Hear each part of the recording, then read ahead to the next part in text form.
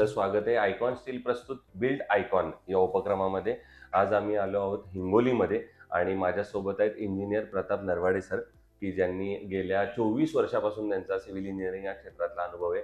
अनेक residential projects त्यांनी या हिंगोली भागामध्ये कंप्लीट केलेले आहेत. अर्थात सुरुवातीच्या काळामध्ये त्यांनी काही काळ जॉब सुद्धा केला आणि त्या जॉबमध्ये त्यांनी परदेशात जाऊन सुद्धा काही प्रोजेक्ट्सवर काम केलेलं आहे. या सगळ्याबद्दल, त्यांच्या एकंदर जीवन प्रवासाबद्दल आणि आतापर्यंतच्या या प्रोजेक्ट्सबद्दल आम्ही त्यांच्याशी आज बोलणार आहोत. तर बिल्ड आयकॉन हा उपक्रमच असा आहे ज्यामध्ये आम्ही आपल्यासारख्या अनुभवी इंजिनियरशी बोलून त्यानिमित्तानं त्या चर्चेतून काहीतरी सकारात्मक गोष्टी निघतील ज्या येणाऱ्या तरुण इंजिनियर्ससाठी उपयोगाच्या होतील. यासाठी हा बिल्ड आयकॉन प्लॅटफॉर्म आहे. सो आपण गप्पांना सुरुवात करताना आधीच मला विचारायचं पहिला प्रश्न म्हणजे की तुमचं शालेय जीवन, त्याच्यानंतर तुमचं कॉलेज कुठलं होतं आणि सगळ्यात महत्त्वाचं म्हणजे सिव्हिल इंजिनिअरिंग या क्षेत्रात येण्यामागचं प्रेरणास्थान कोण होतं? म्हणजे ज्यांच्याकडून तुम्हाला प्रेरणा मिळाली की आपण या क्षेत्रात जायला पाहिजे, काय सांगाल? ठीक आहे. नमस्कार. माझं सुरुवातीचं जीवन हे ग्रामीण विभागातून येतं. बरोबर. मी ग्रामीणमधून 10वी पर्यंत शिकलो, 12वी पर्यंत शिकलो. हो. त्यानंतर मी टेक्निकल कॉलेज बुलढाणा या ठिकाणी ITI मध्ये सिव्हिल ड्रॉफ्ट्समन या कोर्सला ऍडमिशन केलं. बरोबर. आणि अ, या फील्डमध्ये येण्याचं कारण म्हणजे असं प्रेरणास्थान नाही आहे कोणी. आम्ही शिक्षण घेतलं. आमचा मेन उद्देश हा शिक्षण आहे. बरोबर. शिक्षण घेतल्यानंतर म्हणजे तुम्ही सिव्हिल इंजिनियर बना की मेकॅनिकल इंजिनियर बना किंवा एखादा टीचर बना, बरोबर. शिक्षण महत्वाचं आहे. हो. प्रेरणास्थान ज्यांच्याकडे खूप प्रॉपर्टी असते ते प्रेरणास्थान मिळू शकतात की बा आमच्याकडे आहे, आता आम्ही हे करू. पण बरोबर. आमच्यासाठी शिक्षणच महत्वाचं आहे. बरोबर. आणि बरोबर. टेक्निकल शिक्षण मी ITI, ऍक्च्युअली इंजिनियर फील्डमध्ये मी इंजिनियर सर्व म्हणतात, हो. पण मी ऍक्च्युअली सिव्हिल ड्रॉफ्ट्समन आहे. हो. पण असू दे, पण 24 वर्षाचा सर अनुभव आहे तुम्हाला या मी क्षेत्रात. ऍक्च्युली सिव्हिल ड्रॉफ्ट्समन केलेलं आहे. हो हो. आणि त्याच्यामध्ये मी चांगल्या प्रकारे प्रावीण्य मिळवलं. आणि बरोबर. जॉब म्हणजे आज मी पास आउट झालो 2000 मध्ये हो. आणि दुसऱ्याच दिवशी मला जॉब लागलेला आहे. या बात. दुसऱ्याच दिवशी एका व्हेरी गुड. अमरावतीच्या कंपनीने मला उचललेलं बरं. आणि तेव्हापासून माझी बरं, ठीक आहे. म्हणजे काम करण्याची. मग त्यानंतर तिथल्याच एक्सपिरियन्स बद्दल आधी आपण बोलू. जॉब मध्ये करताना जसं मी तुम्ही मगाशी गप्पांमध्ये सांगितलं की परदेशात पण एक जाऊन एका प्रोजेक्टवर काम करण्याची संधी मिळाली, कसा होता तो सगळा अनुभव? परदेशात जाण्याची म्हणजे मनातही कल्पना नव्हती. एक बरोबर. सर्वसामान्य कुटुंबातला खेड्यातला माणूस बरोबर. एक अब्रॉड मध्ये जातोय, हम्म. तर मनातही इच्छा नव्हती. पण ते गेला तर खूपच म्हणजे आनंद झाला होता आई वडिलांना सर्वांनाच. बरोबर. आणि तिथे गेल्याच्या नंतर मी टांझानियामध्ये गेलो. अच्छा. टांझानियामध्ये तर मुंबईमध्ये त्यावेळेस मी जॉब करायचो. अच्छा. आणि मुंबईची जी कंपनी आहे म्हणजे लोखंडवालामध्ये, बरोबर.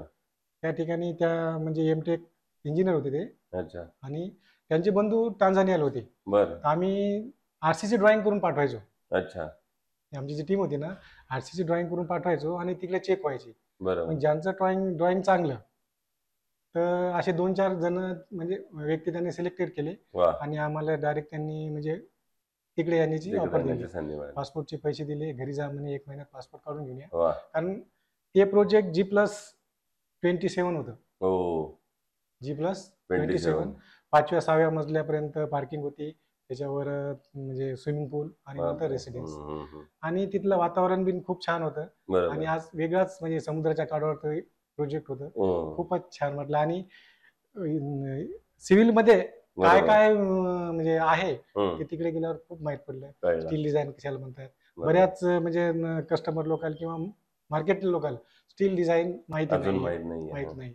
MTech त्याच्यामधलं शिक्षण आहे. MTech हो, स्ट्रक्चरल इंजिनिअरिंग. बरेच म्हणजे जे मालक असतात, घर मालक छोटे 1200 प्लॉट किंवा 1500 किंवा RCC डिझाईन माहित नाहीये. बरोबर. ते गुत्तेदाराला किंवा त्या मिस्त्रीला म्हणतात की तुमच्या मनात टाकून. ऍक्च्युअली तसं नाही करायला पाहिजे. कारण मालकाचं नाव म्हणजे मालकाचं त्याच्यात नुकसान आहे. होय होय. मालकाचं त्याच्यामध्ये नुकसान आहे. नुकसान याचं की त्या मिस्त्रीला किंवा गुत्तेदाराला त्याचं नॉलेज नसते की किती स्टील टाकायचं की काय करायचं. बरोबर. एक टेक्निकल पर्सन भले मग ते सिव्हिल ड्रॉफ्ट्समन असो की MTech असो, हा त्यातलं प्रोपोर्शन सांगू शकतो. करू शकतो. म्हणून कुठल्याही मालकानं शक्यतो इंजिनियरचा सल्ला घेतला पाहिजे आणि इंजिनियर प्रोव्हाइड करायलाच पाहिजे साईट. वा वा. बरं, ठीक आहे. आता थेट आपण सिव्हिल इंजिनिअरिंग मधल्या क्षेत्रातल्या प्रश्नांवर येऊया.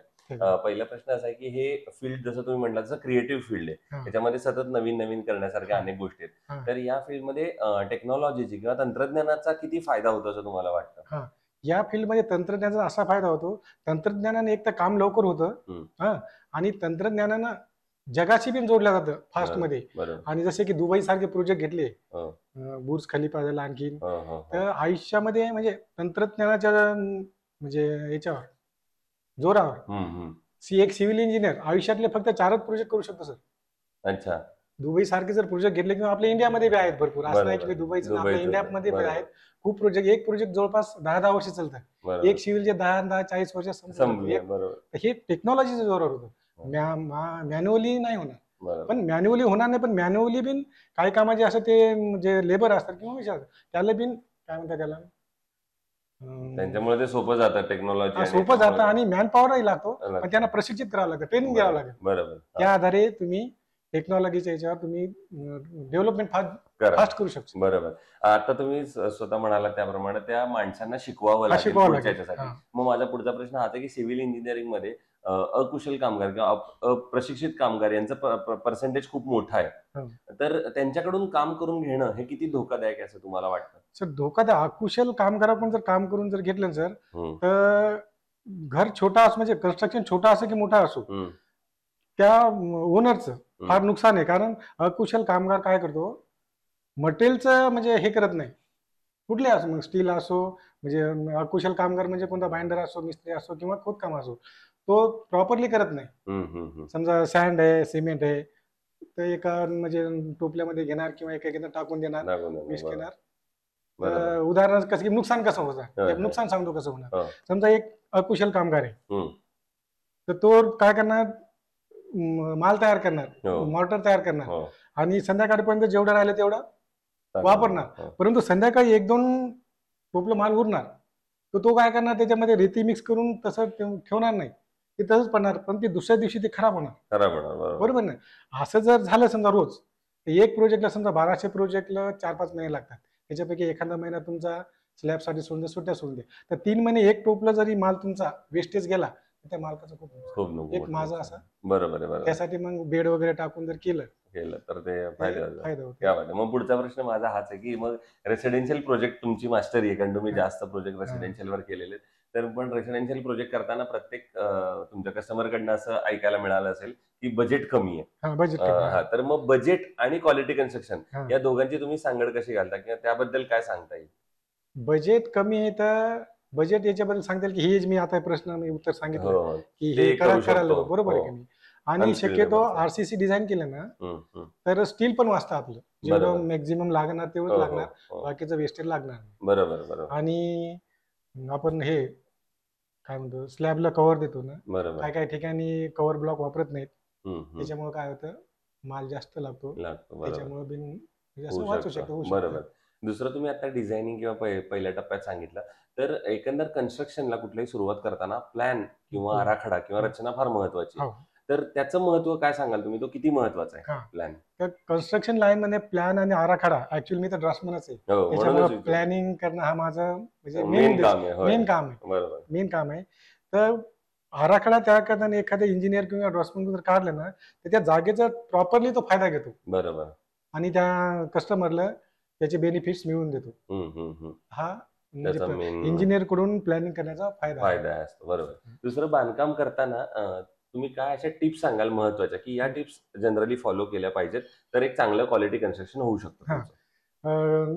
कन्स्ट्रक्शन ना, कन्स्ट्रक्शन साठी चांगलं क्वालिटी म्हणजे कन्स्ट्रक्शन येण्यासाठी स्लॅबला म्हणा, कॉलमला म्हणा, फुटिंगला चांगल्या प्रकारे क्युरिंग केलं पाहिजे. बरोबर. आणि कव्हर दिली पाहिजेत. कव्हर जर दिली नाही ना, तर काही ठिकाणी बघा स्लॅबला असे स्टील उघडं पडतं, त्याच्यामुळे काय होतं की आपण त्याला काय म्हणतो, गंजण्याची प्रक्रिया, कोरोजन होतं. आणि कोरोजन जर लागलं ना पाणी, तर बिल्डिंगची लाईफ कमी होते. तर मी अशा टिप शक्यतो देतो, द्यायलाच पाहिजे आणि देणारच पाहिजे. तुम्ही स्वतः आता म्हटलं तसं तुम्ही स्वतः ड्राफ्टमन, उत्तम ड्रॉइंग करता, पण दुसरं या मागच्या 20-25 वर्षामध्ये तुम्हाला पुन्हा एकदा असं वाटलं का कधी की आता मला या बदलत्या टेक्नॉलॉजीसाठी अजून एखादं ट्रेनिंग घेतलं पाहिजे किंवा अजून कुठला कोर्स केला पाहिजे किंवा आता कुठला कोर्स करायचा आहे असं तुम्हाला वाटतं? तर असं वाटलं होतं, परंतु जॉब करता करता किंवा काम करता करता किंवा असं म्हणा की कुटुंबाची जबाबदारी वाढल्यामुळं इच्छा तर खूप आहे शिक्षणाची. माझं तर मत आहे की खूप शिकायला पाहिजे, पण नाही शिकू शकलो या जबाबदाऱ्यामुळे असं म्हणा. बरोबर. दुसरं, येणाऱ्या आगामी काळात तुम्हाला स्कोप काय वाटतो या इंजिनिअरिंग फील्डचा किंवा सिव्हिल इंजिनिअरिंग या फील्डचा भविष्यामधला स्कोप, याच्यामध्ये किती अजून स्कोप आहे काम करणार का पुढच्या 10, 15, 20 वर्षांमध्ये? अच्छा, 10, 15, 20 वर्षापूर्वी नाही सर, सिव्हिल फॅकल्टी अशी फॅकल्टी आहे, हो, सिव्हिल फॅकल्टी अशी आहे हम्म, की या फॅकल्टीवर जगातल्या बऱ्याच फॅकल्ट्या डिपेंड आहेत. बरोबर. मग तुमची मेकॅनिकल असो, इलेक्ट्रिकल असो, तुमची प्लास्टिक मधली माहित नाही, प्लास्टिक हो, बनवतात, पाईप बनवतात बरोबर. ना, हो, या सर्व फॅकल्ट्या सिव्हिल सिव्हिलवर डिपेंड इंजिनिअरिंग. होतं. जोपर्यंत सिव्हिलचं काम सुरू होत नाही तोपर्यंत तुमची इलेक्ट्रिसिटी येणार नाही, जोपर्यंत तुमची प्लंबिंग येणार नाही, तोपर्यंत तुमची प्रोडक्शन किंवा काही होणार सुरू होणार नाही. नाही. बरोबर. आणि माझा तर एक मेसेज राहील, आता तुम्ही जर करणारच आहे हो हो विद्यार्थ्यांसाठी किंवा हो याच्यासाठी, हो, की सिव्हिलच नाही, फॅकल्टी सर्व चांगल्या आहेत पण याच्यावर डिपेंड आहेत सर्व. बरोबर तर सिव्हिल मध्ये खूप स्कोप आहे जगात, बरोबर. जगात स्कोप आहे. बरोबर. आणि इंडियन मॅन पॉवरला हम्म, जगात खूप मान्यता आहे, म्हणजे मान्य- मान्यता मागणी म्हणजे आहे. मागणी आहे. मागणी आहे. बरोबर बरोबर. कारण आता कारण सांगतो ना तुम्हाला. हम्म, हम्म, तुम्ही कारण आहे, मागणी यासाठी आहे की इंडियातला जो लेबर आहे किंवा माझ्यासारखा ड्रॉसमॅन आहे किंवा तुमच्यासारखे आहेत, एका जागी बसून काम करण्यासाठी कॅपॅसिटी जगातल्या कुठल्याच वर्कर जवळ नाही. वा, हा माझा स्वतःचा अब्रॉडचा अनुभव आहे. नाही, स्वतःचा पण आहे आणि अब्रॉडचा बी आहे. बरोबर. अब्रॉड मध्ये जेव्हा मी काम करत होतो त्या तिथल्या मुलांसोबत प्रोजेक्टवर. हो, प्रोजेक्टवर, तिथे दुसरे होते ना तिथले हो, हो. टेक्निकल पर्सन, बरोबर. तर ते नाही बसायचे इतके वेळ. अच्छा, जेवढा वेळ आपण काम करू आपण शकतो. हा. वा, आपण जर समजा ही आपली स्ट्रेंथ आहे. आपली स्ट्रेंथ आपण कधी म्हणजे हे करतो, जेव्हा एखादा नॅचरल कॉल आला असेल त्यावेळेस आपण बरोबर. उठून एक फक्त जातो. माझं वैयक्तिक हो हो.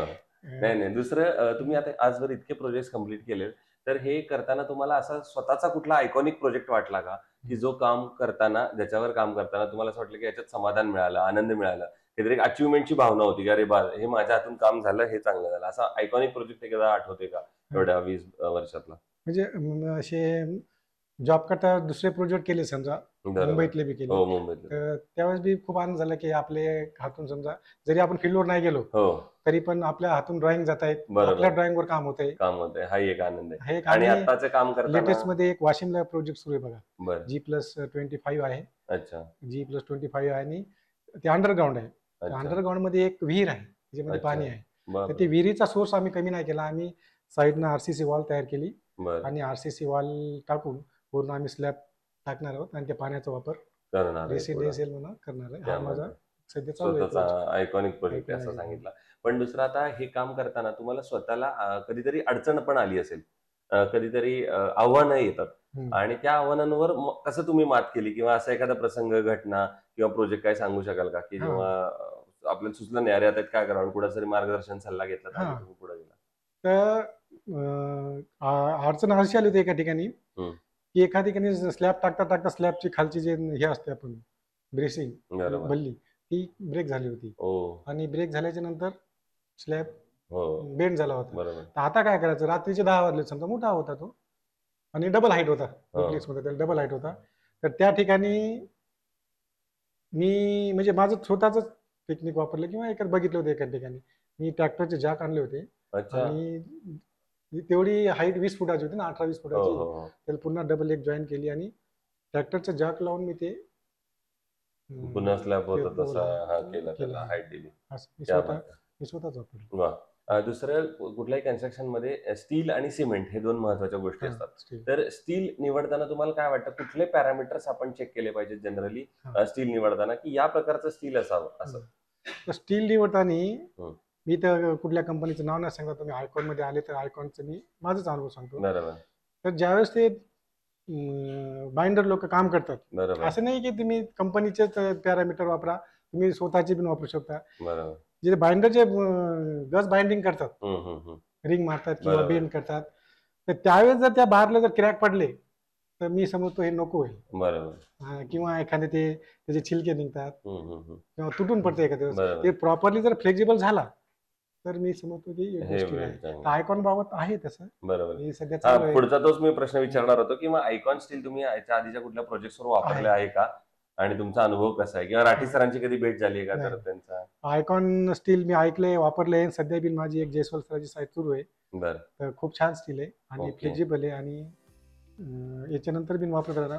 आणि राठी सराचं नाव नाही, पण या जे तुमचे हो. पॉम्पलेट येतात हो हो त्याच्यावरती आहे. हो, तर राठी सरांनी म्हणजे खूप लवकरच याच्यामध्ये ग्रीप घेतलेली आहे बरोबर.